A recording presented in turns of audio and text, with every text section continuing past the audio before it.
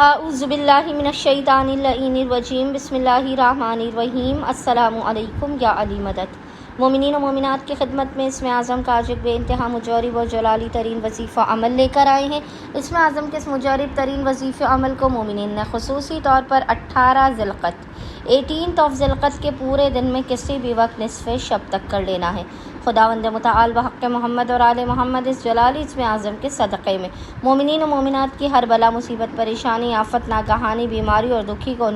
ان کی زندگی سے دور کر دے گا، ہر بند دروازے کو کھول دے گا، ہر ناممکن ترین حاجات کو قبول و مقبول کر دے گا، ہر بند دروازے کو کھول دے گا اور اس کو روزی میں بے پناہ برکت اور وسعت عطا کر دے گا۔ بس مومنین و مومنات نے کرنا یہ ہے کہ 18 ذی القعدہ کے پورے دن میں نصف شب تک جب بھی آپ کو فرصت کے لمحات ملے،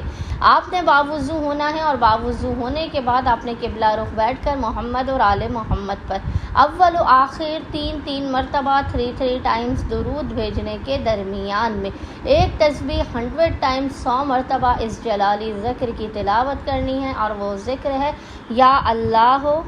یا فتاح ہو یا رزاق ہو،